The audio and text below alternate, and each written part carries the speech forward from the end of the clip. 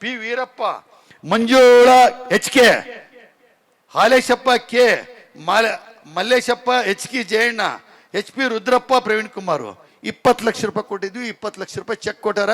ಇವ್ರು ಬೋರ್ಡ್ ಹಾಕ್ರಿ ಅಂತಾರ. ಇವ್ರು ಬೋರ್ಡ್ ಹಾಕಿದ್ರೆ ಇವ್ರು ರೊಕ್ಕನ ಕೊಟ್ಟಿಲ್ಲ. ರೊಕ್ಕ ಕೊಟ್ಟರು ಬೇರೆ ಅದಾರ, ಅವ್ರು ಕೇಳ್ತಾರೆ ಬೇರೆಯವರು, ಇವ್ರು ಕೊಟ್ಟಾರಲ್ಲ ಇವ್ರ ಹೆಸರು ಎಲ್ಲೈತಿ ಅಂತಾರ. ನಾನು ಇದು ಏನಾಗಿದೆಯಪ್ಪ ಅಂದ್ರೆ, ನಾನು ಒಂದು ವರ್ಷಕ್ಕೆ 30 ಕೋಟಿ ರೂಪಾಯಿ ಬರೀ ಇನ್ಕಮ್ ಟ್ಯಾಕ್ಸ್ ಕಟ್ತಾನೆ, 30 ಕೋಟಿ ಇನ್ಕಮ್ ಟ್ಯಾಕ್ಸ್ ಕಟ್ತೀನಿ. ಆದ್ರೆ ನನ್ನ ಲೆಕ್ಕ ನಾನು ಹೇಳಕ್ ಆಗ್ತಾ ಇಲ್ಲ, ನನ್ನ ಲೆಕ್ಕ ನಾನು ನೋಡಕ್ ಪುರ್ಸತ್ತಿಲ್ಲ. ಈ 23 ವರ್ಷ ಈ ಸಮಾಜಕ್ಕೋಸ್ಕರ ದುಡಿದು, ನಾವು ಹೇಳಿದೆ ಮೊನ್ನೆ ಬೆಟ್ಟಪ್ಪರಿಗೆ, ಬೆಳಗಾಂನಾಗ ಅಂಗಡಿ ಮಾಡ್ಬೇಕಾರೆ ನಾನು ಸಮಾಜಕ್ಕೆ ಬರಲಿದ್ರೆ ಇಂಥವು 10 ಅಂಗಡಿ ಮಾಡ್ತಿದ್ದೆ. ಈಗ ಶಿವಮೊಗ್ಗದಲ್ಲಿ ಮಾಡ್ತಾ ಇದೀನಿ, ರಾಜ್ಯಕ್ಕೆ ದೊಡ್ಡ ಅಂಗಡಿ ಮಾಡ್ತಾ ಇದೀನಿ, ಹುಬ್ಳಿಗೆ ಮಾಡ್ತಾ ಇದೀನಿ. ಆದ್ರೆ ಈ ಸಮಾಜಕ್ಕೆ ಇಳಿದವೆ, ಸಮಾಜಕ್ಕೆ ಏನಾರ ಮಾಡಬೇಕು ಅಂತ ಮಾಡ್ತಾ ಇದ್ದೆ ಹೊರತು 23 ವರ್ಷ ಯಾವತ್ತ MLA ಆಗ್ತಿದ್ದೆ ನಾನು. ಅವತ್ತಿನ ದಿವಸ ಏನ್ ನಮ್ಮ ಯುವಕರನ್ನ ವಕೀಲರನ್ನ ಮೀಟಿಂಗ್ ಕರೆದ್ರೆ 80 ಜನ ವಕೀಲರಿಗೆ ಸೇರಿದ್ರು. ಅವತ್ತು ಕೇಳರು, ನಾನು ಎಲ್ಲ ರಾಜಕೀಯ ಮುಖಂಡರ ತಕ್ಕ ಚೆನ್ನಾಗಿದ್ದೆ, ಏನ್ರಿ ನೀವು ಸಂಘ ಕಟ್ಟಿ ಸಮಾಜ ಕಟ್ಟಿ ನಮ್ಮನ್ನೆಲ್ಲ ಒಂದು ಮಾಡಿ ಕೊನೆಗೆ ನೀವು ಹೇಳಿದ್ರಿಗೆ ಓಟ್ ಹಾಕ್ಬೇಕೇನ್ರಿ ಅಂತ ಕೇಳಿದ್ರು. ಏನು ನೀವು ಎಲೆಕ್ಷನ್ ನಿಂತ್ಕೊಂತೀರ ಅಂತ ಕೇಳಿದ್ರು ಯುವಕರು ಪ್ರಾರಂಭದಲ್ಲಿ. ಅವಾಗ ಒಂದೇ ಯೋಚನೆ ಮಾಡಿದೆ, ನೀವು BJP ಇದ್ರಿ, ಕಾಂಗ್ರೆಸ್ನವರಿದ್ರಿ, ಜನತಾದವರಿದ್ರಿ, ನೀವು ಸಮಾಜಕ್ಕೆ ಬಂದಾಗ ನೀವೆಲ್ಲರೂ ಒಂದೇ, ಪಾರ್ಟಿ ಬಿಟ್ಬಿಡ್ರಿ ಸಮಾಜಕ್ಕೋಸ್ಕರ. ನಾನು ಸಮಾಜ ಕಟ್ತಾ ಇರೋದು ರಾಜಕೀಯಕ್ಕಲ್ಲ, ನನ್ನ ಸ್ವಾರ್ಥಕ್ಕಲ್ಲ. ಇವತ್ತು ನಾನು ಒಂದು ಪಾರ್ಟಿಯಲ್ಲಿ ಇದ್ರೆ, ನಾ ಕಾಂಗ್ರೆಸ್ನಾಗ ಇದ್ರೆ ನನ್ನದೇ, ನಮ್ಮ ಬೀಗ್ರೆ BJP ವಿರೋಧ ಮಾಡ್ತಾರೆ, ಜನತಾದಳದವ್ರು ವಿರೋಧ ಮಾಡ್ತಾರೆ. ಅದಕ್ಕೋಸ್ಕರ ನಾನು ಸಮಾಜಕ್ಕೋಸ್ಕರ ರಾಜಕೀಯ ಸಿಕ್ಕ ಸವಲತ್ತುಗಳನ್ನು ಬಿಟ್ಟು ಸಮಾಜಕ್ಕೋಸ್ಕರ ದುಡಿದೇನೆ. ಅದರ ಪ್ರತಿಫಲ ಇವತ್ತು ಸಮಾಜ ನನಗೆ ಗೌರವ ಕೊಡ್ತಾ ಐತಿ, ಯಾವ ಗಂಟು ಹೊಡೆದರಂತ ಕೊಡ್ತಾ ಐತಿ. ಅದೇ ದೊಡ್ಡ ಗೌರವ ನಮಗೆ. ಇರ್ಲಿ, ಇಲ್ಲ ಏನು ಬೇಡ, ನಾವು ಹೇಳ್ತಾ ಸುಮ್ಮನೆ ಏನಾಗದ್ರೆ ಹೊಟ್ಟು ಉರಿತೈತಿ. ಇವತ್ತು ಏನು ಸಮಾಜ ಅದಕ್ಕೆ ಕಟ್ಟೇವಿ, ಯಾರಿಗೆ ಕಟ್ಟೇವಿ ಅನ್ನೋದು ಇವ್ರಿಗೆ ಅರಿವ ಇಲ್ಲ. ಇವತ್ತು ಈ ಪರಿಸ್ಥಿತಿ ಬರಕ ಈ ವಚನಾನಂದ ಸ್ವಾಮಿಗಳಿಂದಾನೆ ಸಮಾಜ ಹಾಳಾಗಿ ಹೋಗೈತಿ, ಬೀದಿಗೆ ಬಂದೈತಿ. ಆಮೇಲೆ ಇಲ್ಲೇ ಇದಾರೆ ನಮ್ಮ ಟ್ರಸ್ಟಿಗಳು, ಹಾವೇರಿ ಮಹೇಶ್ ಅವರು, ಇಲ್ಲ ನೀವು ಕೊಡಿಸ್ರಿ, ನಾನು ಕಾಂಟ್ರಾಕ್ಟರಿಂದ ಬೇರೆಯಿಂದ ರೊಕ್ಕ ಕೊಡಿಸ್ತೇನೆ ಅಂತ 35 ಲಕ್ಷ ರೂಪಾಯಿ. ಸರಿ, ಈಗ ಸ್ವಲ್ಪ ನಾನು ಲೆಕ್ಕ ಕೊಡಕ್ ಬಂದಾನೆ, ನಾನು ಲೆಕ್ಕ ಕೊಡೋನು ಎತ್ತಕರ್ ನೀವು ಭಕ್ತರು. ಇವತ್ತೇನು ಅನ್ಯಾಯ ಆಗ್ತಾ ಇತ್ತಲ್ಲ, ನೀವು ತಗೋಬೇಕು. ನಾನು ಲೆಕ್ಕದ ಆಪಾದನೆ ಮಾಡಿರೋದ್ರಿಂದ ಲೆಕ್ಕ ಕೊಡಕ್ ಬಂದ ನಾನು ಅಷ್ಟೇ. ಇವತ್ತ ಹಾವೇರಿ ಮಹೇಶ್ ಅವರಿಗೆ, ಕಾಂಟ್ರಾಕ್ಟ್ ಮಹೇಶ್ ಅವರಿಗೆ ಅವ್ರ ಜವಾಬ್ದಾರಿನ ತಗೊಂಡು, ಇಲ್ಲ ನಾನು ಅದನ್ನು ಚೇಂಜ್ ಮಾಡಿ ಕೊಡ್ತೇನೆ ಅಂತ 35 ಲಕ್ಷ ರೂಪಾಯಿ ಇಸ್ಕೊಂಡು ಮಹೇಶ್ ಹಾವೇರಿ ಅವರು ಸ್ವಂತ ಅವರು 5 ಲಕ್ಷ ರೂಪಾಯಿ ಚೇಂಜ್ ಮಾಡಿದ್ರು.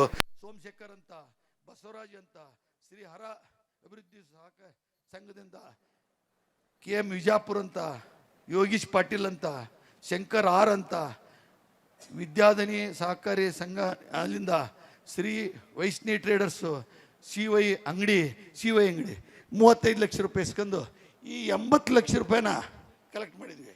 ಇನ್ನು 10 ಲಕ್ಷ ರೂಪಾಯಿ, ಈಗ 70 ಆಯ್ತು, ಇನ್ನು 10 ಲಕ್ಷ ರೂಪಾಯಿ ನಮ್ಮ ಟ್ರಸ್ಟಿ ಆದ ಪೂಜಾರ್ ಚಂದ್ರಶೇಖರ್ ಅವರು, ನಾವು ನೀನೇನಾರ ಕೊಡಿಸೋದಾದ್ರೆ ಕೊಡಿಸಪ್ಪ, 10 ಲಕ್ಷ ಉಳ್ದತಿ ಅಂತ ಹೇಳಿದೆ, ಕೊಡಿಸ್ತಾನೆ ಅಂತೇಳಿ 10 ಲಕ್ಷ ಇಸ್ಕೊಂಡು, ಎರೆಶಮಿ ಮಹೇಶ್ವರಪ್ಪ ಸಿದ್ದಪ್ಪ 1.5 ಲಕ್ಷ ರೂಪಾಯಿ, ಹೊನ್ನತ್ತಿ ಮಂಜುನಾಥ್ 1.5 ಲಕ್ಷ ರೂಪಾಯಿ, ಬಸವರಾಜ್ ಕೆ ಹುಲ್ಲತ್ತಿ 2 ಲಕ್ಷ ರೂಪಾಯಿ, ರಾಕೇಶ್ P 5 ಲಕ್ಷ ರೂಪಾಯಿ. ಈ 80 ಲಕ್ಷ ರೂಪಾಯಿ ರೊಕ್ಕ ಇಟ್ಕೊಂಡು ಬ್ಯಾಂಕಿಗೆ ಹಾಕಿಸಿ ಡಿಪಾಸಿಟ್ ಮಾಡಿ ಇವತ್ತಿನ ತಾರೀಕಿಗೆ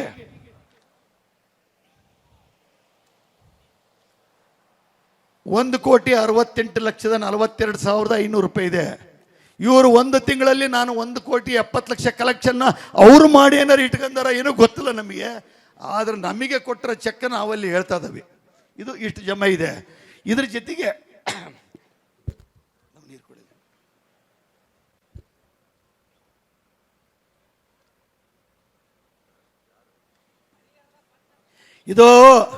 ಇದು ವಿಚಾರ ತಿಳ್ಕೋಬೇಕಾಗಿದೆ ನೀವು. ಇವತ್ತು ನಾವು ಇವತ್ತಿಲ್ಲೇನೇ ಯಾರು ಕುಂತಿರೋದು ಅಧಿಕಾರಕ್ಕೋಸ್ಕರ ಅಲ್ಲ, ಹೆಸರಿಗೋಸ್ಕರ ಅಲ್ಲ, ಮುಂದಿನ ನಮ್ಮ ಸಮಾಜದ ಪೀಳಿಗೆಗೋಸ್ಕರ ಸಮಾಜ ಕಟ್ತಾ ಇದ್ದೇವೆ ನಾವು. ಇದು 1 ಲಕ್ಷ ಇಷ್ಟು ಅಮೌಂಟ್ ಇತ್ತು. ಇದು ನಾವು ಮುರುಗೇಶ್ ನಿರಾಣಿ ಬ್ಯಾಂಕ್ನಲ್ಲಿ ಇಡಬೇಕು. ನಮ್ಮ ಬ್ಯಾಂಕ್ನಲ್ಲಿ ನಾನು ಒಬ್ಬ ಬ್ಯಾಂಕಿನ 1991ರಿಂದ ಬ್ಯಾಂಕಿನ ಅದನ್ನೇ 3 ಟೈಮ್ ಚೇರ್ಮನ್ ಆಗೀನಿ, ಈಗೂ ಚೇರ್ಮನ್ ಆಗೀನಿ. ಸುಮಾರು 900 ಕೋಟಿ ರೂಪಾಯಿ ಡಿಪಾಸಿಟ್ ಇದೆ, ನಾನು ಬ್ಯಾಂಕ್ನಲ್ಲಿ ಅಧ್ಯಕ್ಷ ಇದ್ದೀನಿ. ಆದರೆ ನಮ್ಮ ಬ್ಯಾಂಕ್ನಾಗ ಇಟ್ಟದ್ದು 8.25% ಬರ್ತೈತಿ ಅಂತ ಹೇಳಿ ಮತ್ತೆ ಯೋಚನೆ ಮಾಡಿ ಮುರುಗೇಶ್ ನಿರಾಣಿ ಬ್ಯಾಂಕಿಗೆ 12% ಶಿಫ್ಟ್ ಮಾಡಿಸಿದ್ವಿ. ಶಿಫ್ಟ್ ಮಾಡಿಸಿ ಅದನ್ನು ನಡೆಸ್ಕೊಂತ ಬಂದ್ವಿ.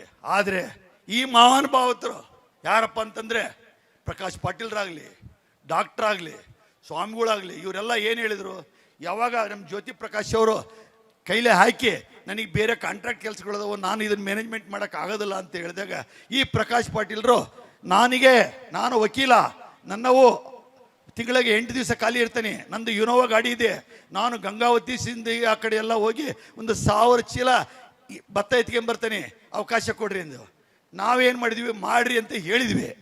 ಅವಾಗ ಅವ್ರಿಗೆ ಏನು ಕೇಳಿದ್ರು ಮೀಟಿಂಗ್ನಾಗ ಅಂತ, ಇವರೆಲ್ಲ ಗ್ಯಾಂಗ್ ಮುಂಚೆನೆ ಮಾತಾಡ್ಕೊಂಡ್ಬಿಟ್ಟಿತ್ತು. ಏನು ಹೇಳಿದ್ರು, ಇಲ್ಲ ನಾನು ಅಲ್ಲಿ ಕೇಳಕ್ಕೆ ಹೋದಾಗ ನೀನು ಯಾರಪ್ಪ ಅಂತ ಕೇಳಿದ್ರೆ ನಾನು ಏನು ಹೇಳ್ಬೇಕು ಅಂತಂದರು. ಅದಕ್ಕೋಸ್ಕರ ಒಂದು ಏನೋ ಸ್ಥಾನ ಕೊಡಬೇಕು ಅಂತ ಹೇಳಿ ದಾಸೋಹ ಸಮಿತಿ ಅಧ್ಯಕ್ಷ ಅಂತ ಹಾಕಿ ಪಂಚವಾಡಿ ಬುಕ್ನಾಗ ಹೆಸರು ಪ್ರಿಂಟ್ ಮಾಡಿಸ್ಕೊಂಡು ಒಂದು ಚೀಲ ಅಕ್ಕಿ ತರಲಿಲ್ಲ, ಒಂದು ಹಿಡಿ ಅಕ್ಕಿ ತರಲಿಲ್ಲ. ಯಾವಾಗ ಅಧಿಕಾರ ಸಿಕ್ತೋ ಎಲ್ಲರೂ ಒಂದಾಗಿ ಈಗ 1 ವರ್ಷದಿಂದ ನಾವುಗಳು ಈಗ ಸುಮಾರು 2.5 ವರ್ಷದಿಂದ ನಾನು ಮಠದಲ್ಲಿ ಯಾವ ಕೆಲಸನೂ ಮಾಡ್ತಾ ಇಲ್ಲ. ಫಸ್ಟ್ ತಿಳ್ಕೊಡ್ರಿ, ಅಷ್ಟು ಮನಸ್ಸು ಹೊಂದಿದೆ.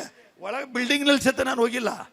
ಯಾಕೆ ಗೊತ್ತಾ, ನಾವು ಏನು ಜ್ಯೋತಿ ಪ್ರಕಾಶ್ ಅವರು ನಾವು ನಡೆಸ್ಬೇಕಾದ್ರೆ ಇಲ್ಲಿ ಬಿಲ್ಡಿಂಗ್ ಕೆಲಸ ನಡಿಬೇಕಾದ್ರೆ ಸುಮಾರು 30 ಜನ ಕೆಲಸ ಮಾಡ್ತಿದ್ರು, 30 ಜನ ಊಟ ಮಾಡ್ತಿದ್ರು, 50 ಜನ ವಿದ್ಯಾರ್ಥಿಗಳಿದ್ರು ಊಟ ಮಾಡ್ತಿದ್ರು, ಭಕ್ತರು ಬರ್ತಿದ್ರು ಊಟ ಮಾಡ್ತಿದ್ರು, ಪ್ರತಿನಿತ್ಯ ಅಭಿಷೇಕ ಮಾಡಿಸ್ತಿದ್ವಿ. ಇವತ್ತೊಬ್ಬ ಪೂಜಾರಿ ಇಡಕ್ಕೆ ಯೋಗ್ಯತೆ ಇಲ್ಲ, ಪೂಜಾರಿ ಇಲ್ಲ, ರುದ್ರಾಭಿಷೇಕ ಇಲ್ಲ, ಪೂಜಾರಿ ಇಲ್ಲ, ಊಟ ಇಲ್ಲ, ಟೈಮ್ ಹಾಕ್ಯಾರ.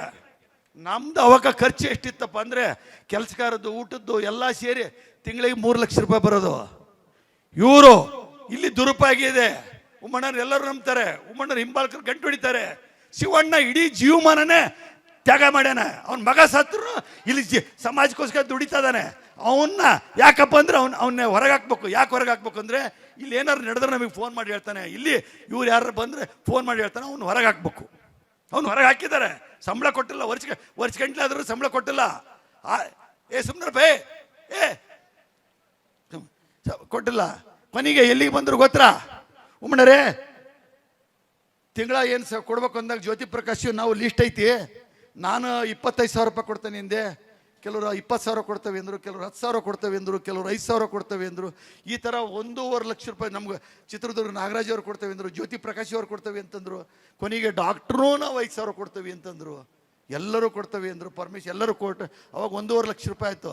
ಇನ್ನೇನೇನೋ ಕಲೆಕ್ಟ್ ಮಾಡಿ ನಡೆಸೋಣ ಅಂತ ಮಾಡಿದ್ವಿ. ಅವಾಗ ಪ್ರಕಾಶ್ ಪಾಟೀಲ್ರ ಜವಾಬ್ದಾರಿ ಕೊಟ್ವಿ. ಪ್ರಕಾಶ್ ಪಾಟೀಲ್ರವರು ಇಲ್ಲ ಯಾವ ರೊಕ್ಕನೇ ಸೇರ್ತಲ್ಲ, ಏನೂ ಮಾಡೋಕ್ಕಾಗೋದಿಲ್ಲ ಅಂದರು. ಏನು ಮಾಡಬೇಕು, ಇಲ್ಲ ಬ್ಯಾಂಕ್ನಾಗ ಡಿಪಾಸಿಟ್ ಐತಲ್ಲ ಅದು ವರ್ಷದ ಬಡ್ಡಿ ಇಟ್ಟವಿ, ವರ್ಷದ ಬಡ್ಡಿ 12% ಬಡ್ಡಿ, 12% ಬದಲಿ ನೀವು ತೆಗೆದು ನಮಗೆ ತಿಂಗಳ ಬಡ್ಡಿ ಬರಂಗೆ ಮಾಡ್ರಿ ಅಂದರು. ಬೇಡ ಅಂದ್ವಿ. ಸ್ವಾಮಿಗಳು ಹೇಳಿದರು ಆಡಳಿತಾಧಿಕಾರಿ ಇಲ್ಲ, ನಿಮ್ಮ ಮಠ ನಡೆಸ್ಬೇಕಾದ್ರೆ ಬೇಕಾಗುತ್ತೆ, ಏನು ಮಾಡೋಕ್ಕಾಗೋದಿಲ್ಲ, ಆಮೇಲೆ ನೋಡೋಣ ಮುಂದೆ ಕಲೆಕ್ಟ್ ಮಾಡೋಣ ಅಂತ ಹೇಳಿ ತಮ್ಮ ಇದು ಅಲ್ಲ ಇದನ್ನು ಕೊಡಿ, ಅದೆಲ್ಲ ಕಡಿ ಅವರು ಯಾರು ಕಮಿಟಿ ಮಾಡಿದ್ರಲ್ಲ ಪೇಪರ್ ಇಲ್ಲ. ಅವಾಗ ಅದನ್ನು ಏನು ಮಾಡಿದ್ರು ಅಂದ್ರೆ 1,30,000 ರೂಪಾಯಿ ಬಡ್ಡಿ ಬರ್ತಿತ್ತು. 1,25,000 ರೂಪಾಯಿ ಪ್ರತಿ ತಿಂಗಳು ನೀವು ವಾಪಸ್ ಕೊಡಬೇಕು. ಯಾವುದಕ್ಕೆ ಕೊಡಬೇಕು, ಸಂಬಳಕ್ಕೆ ಕೊಡಬೇಕು. ಇದೆಲ್ಲ ಅವರು ಪತ್ರಿಕೆ ಪ್ರಿಂಟ್ ಮಾಡಿಸಿದ್ರಲ್ಲ. 1,25,000 ರೂಪಾಯಿ ಒಂದು ವರ್ಷದಲ್ಲಿ. ಈ 1,25,000 ರೂಪಾಯಿದಂಗೆ 1,25,000 ರೂಪಾಯಿದಂಗೆ ಈ ವರ್ಷ 15 ಲಕ್ಷ ರೂಪಾಯಿ ಕೊಟ್ಟಿದ್ದೇವೆ. ಮಠದ ಖರ್ಚಿಗೆ 15 ಲಕ್ಷ ರೂಪಾಯಿ ಕೊಟ್ಟಿದ್ದೇವೆ.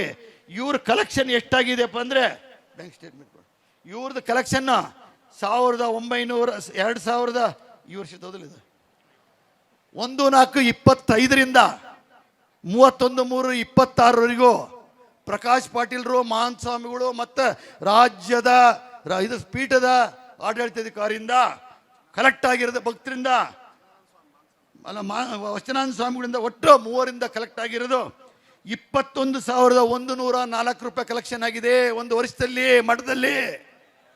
ಇವರೇ ಆಡಳಿತ ಮಾಡ್ತಾ ಇದ್ದಾರೆ. ನಾವು ಯಾವ ಆಡಳಿತನೂ ಇಲ್ಲ. ನಾನು ಚೆಕ್ ಸೈನ್ ಮಾಡಿ 1.25 ಲಕ್ಷ ರೂಪಾಯಿ ಪ್ರತಿ ತಿಂಗಳು 5ನೇ ತಾರೀಕು ಟ್ರಾನ್ಸ್ಫರ್ ಮಾಡ್ತೀವಿ, ಅವು ಚೆಕ್ ಮುಖಾಂತರ ಮಾಡ್ರಿ ಅಂತಂದರೆ ಅವ್ರ ಸ್ವಂತ ಸ್ಯಾಲ್ರಿಗೆ ಫೋನ್ ಪೇ ಮಾಡಿ ಕಲೆಕ್ಷನ್ ಮಾಡ್ಕೊಂಡು ಅವರೇ ಇಟ್ಟು ಇವತ್ತಿನವರೆಗೂ ಲೆಕ್ಕ ಕೊಟ್ಟಿಲ್ಲ.